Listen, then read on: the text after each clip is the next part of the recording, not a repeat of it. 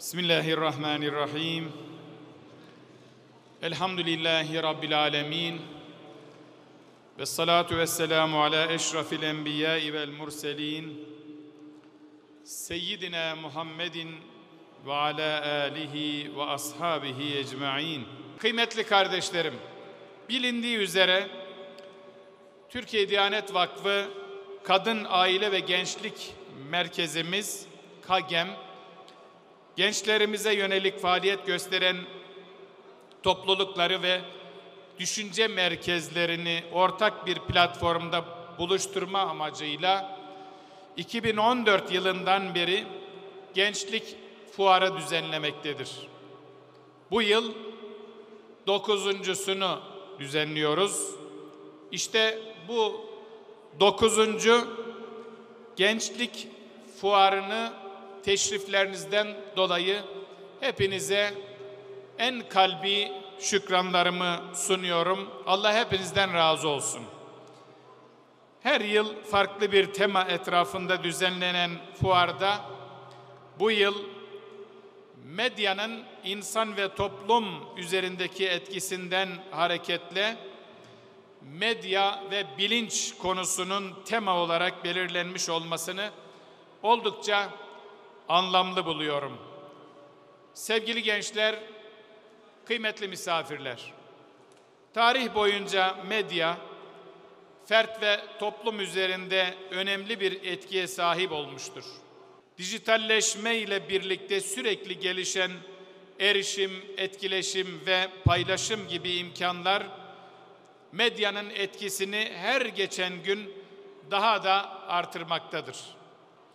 Özellikle günümüz dünyası, internet teknolojileri sayesinde zaman ve mekana dair sınırların kalktığı, sanal olan ile gerçek olan arasındaki çizginin neredeyse silindiği bir yapıya bürünmüştür. Gelinen noktada medya sadece bilgiye kolay ulaşmanın en hızlı yolu değil, bununla beraber bilginin nasıl sunulacağına dair de güçlü bir etki alanına sahip olmuştur. Birçok hususta olduğu gibi algı ve düşüncelerin değiştirilmesinde ve yönlendirilmesinde önemli roller üstlenebilecek dinamik bir güce kavuşmuştur. Özellikle yeni medya mecralarında algı çoğu zaman gerçeğin önüne geçebilmekte, sanal olan gerçeği baskılayabilmektedir.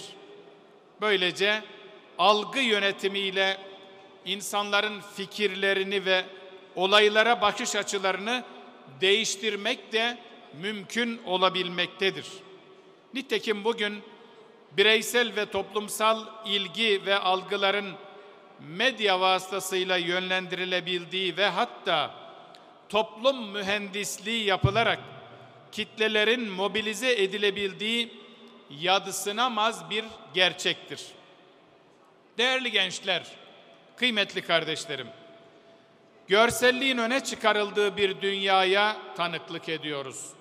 Maalesef burada görmek, izlemek ve görünmek adeta var olmanın gayesi haline getirilebilmektedir.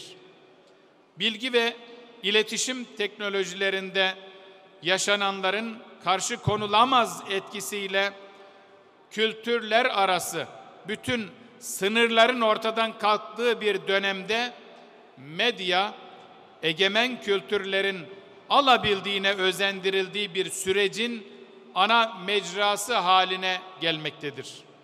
Bu da yeryüzünde hayatın öznesi kılınan insanoğlunu dijital çağın nesnesi olma tehlikesiyle karşı karşıya bırakmaktadır. Elbette bu durum herkesin, her toplumun üzerinde düşünmesi gereken bir meseledir. Genellikle denetlenemeyen bu mecra konusunda bir bilinçlenmeye ihtiyaç olduğu açıktır. Medyada sunulan bilgileri ve maksatlı mesajları sorgulama kabiliyeti kazanmak ve iyi birer dijital okur yazar olmak gerekmektedir.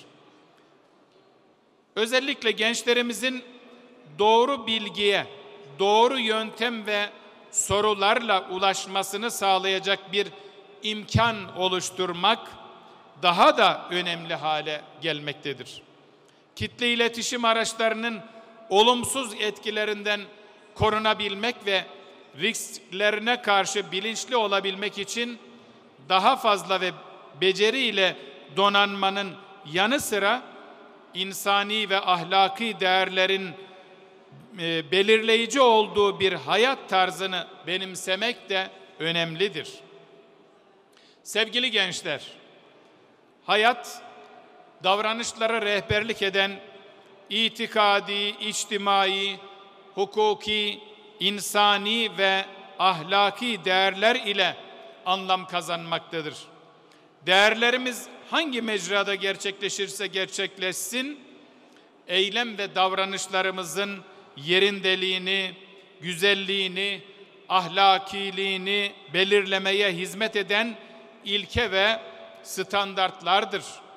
Davranışlarımıza yol gösteren, rehberlik eden inançlar ve kurallardır. Bu kuralları ihata eden İslam ahlak ve adabı elbette sadece gerçek hayatta ve toplumsal ilişkilerde değil, sanal ortamda da geçerlidir. Değerlerine sahip çıkamayan ve onları gelecek nesillere taşımak için gayret göstermeyen toplumların tarih boyunca maddi ve manevi büyük yıkımlar yaşadığı bilinen bir gerçektir. Bu sebeple bir gelecek tasavvuru olan toplumlar, kendileri için hayati öneme sahip olan değerlerin aşınmasına ve örselenmesine sebep olacak her türlü yanlış inanç, düşünce, anlayış ve davranıştan uzak durmaya mecburdur. Çünkü değerlerine sırt çeviren, onları öteleyen toplumlar ideal bir hayat inşa edemezler. Onlar geleceğe dair iddialarını kaybedecekleri gibi başkalarının sömürüsüne de müsait hale gelirler. O halde sevgili gençler, medya araçları vasıtasıyla hayatımızın tam anlamıyla kuşatıldığı böylesi bir dönemde yüce dinimiz İslam'ın evrensel değerlerinden daha fazla söz etmeliyiz. Özellikle medya araçlarını mutlaka bilinçli, planlı ve etkin bir şekilde kullanmalıyız. Doğru kullanmalıyız. Yanlış kullanımlardan her zaman kaçınmalıyız, uzak durmalıyız. Burada Rabbimizin bize bir emrini hatırlatmak isterim. Kur'an-ı Kerim'de Hucurat suresinde buyuruyor ki Rabbimiz, Estaizu billah, Ya eyyühellezine amenu, ey iman edenler, in câekum fâsigun binebe'in, eğer bir fasık size bir haber getirirse fetebeyyenû, onu araştırın. O haber doğru mudur, yanlış mıdır? Bunu araştırın. Hemen onu doğru kabul edip yaymayın. Fetebeyyenu en tusibu kavmen bi cehaletin fetusbihu ala ma faaltum nadimin. Eğer bunu araştırmadan, etmeden doğru kabul edip yayar da bir topluluğa, bir insana zarar verirseniz o zaman pişman olursunuz buyuruyor Rabbimiz. Sevgili gençler, Rabbimizin bu emrine titizlikle bizim riayet etmemiz lazım. Hayatın büyük oranda dijital mecralarda geçtiği bir dünyada İslam'ın hayat tasavvurunu ve bilgi ahlakını, iletişim kıstaslarını uygun bir yöntemle insanlığa yeniden bizim izah etmemiz icap etmektedir. Bu bizim üzerimizde bir vazifedir. Bilinçli gençler olarak bu konuya bizim önem vermemiz lazım. Bilişim çağı bu bakımdan bizlere büyük fırsatlar sunmaktadır. İnanıyorum ki siz değerli gençlerimizin gayretleriyle yeryüzü daha güzel olacaktır. Sizlere vatanımız için, milletimiz için, İslam alemi için, tüm insanlık için hayırlı niyetlerinizde ve hizmetlerinizde başarılar diliyorum. Yüce Rabbimizden sizlere nice başarılar nasip etmesini niyaz ediyor. Katılımınızdan dolayı hepinizi en kalbi hürmet ve muhabbetlerimle selamlıyorum. Allah'a emanet olun. Hayırlı uğurlu olsun inşallah fuarımız.